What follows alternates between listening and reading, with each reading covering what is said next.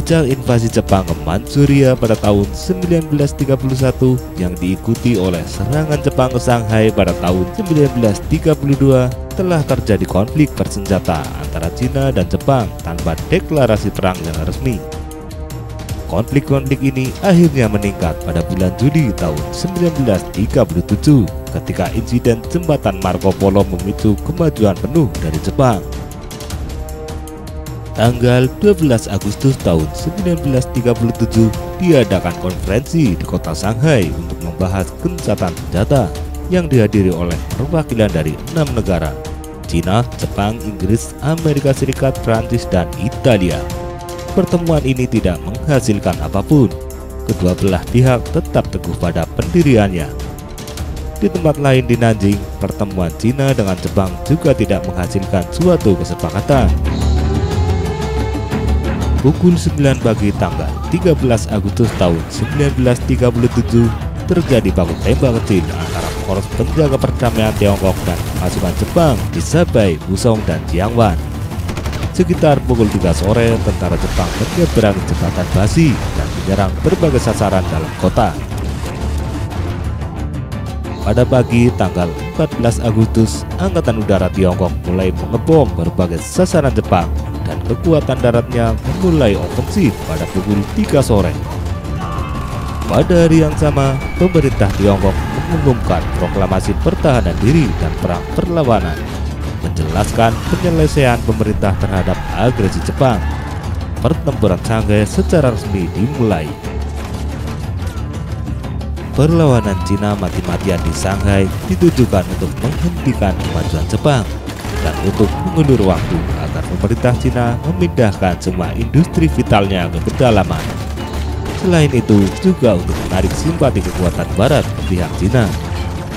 Selama pertempuran 3 bulan yang sengit, pasukan Cina dan Jepang bertempur di pusat kota Shanghai, kota-kota terpencil, dan di pantai Sungai Yangtze, serta di Teluk Hangzhou, di mana Jepang telah melakukan pendaratan amfibi.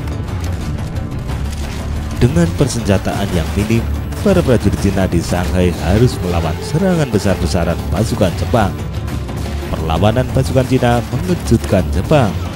Jepang yang semula menyombongkan diri bahwa mereka mampu menaklukkan Shanghai dalam waktu 3 hari, ternyata sampai 3 bulan lamanya. Hal ini secara dramatis menurunkan moral tentara kekaisaran Jepang.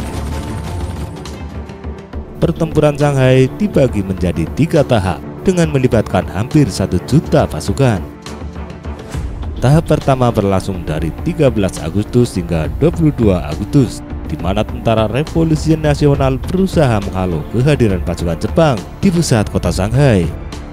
Tahap kedua berlangsung dari 23 Agustus hingga 26 Oktober, di mana Jepang meluncurkan pendaratan amfibi di pantai Jiangsu dengan upaya Jepang untuk mendapatkan kendali atas kota dan daerah sekitarnya. Tahap ketiga dari 27 Oktober hingga akhir November, di mana tentara Cina berusaha menahan manuver tentara Jepang dan berakhir dengan mundurnya tentara Cina ke Nanjing. Pasukan Jepang terus menjepit pasukan Cina. Kemudian sisa pasukan Tiongkok menyeberangi Sungai Suzhou dan berkumpul kembali untuk bentrokan terakhir dengan tentara Jepang. Akhirnya setelah bertempur selama 3 bulan, Shanghai pun jatuh dan Cina kehilangan sebagian besar pasukan terbaiknya, juga gagal mendapatkan intervensi internasional. Secara resmi, pertempuran di Shanghai berakhir pada tanggal 26 November tahun 1937. Akibat invasi Jepang di Shanghai, lebih dari 20 juta penduduk mengungsi, dan menurut banyak sumber merupakan gelombang pengungsian terbesar dalam sejarah.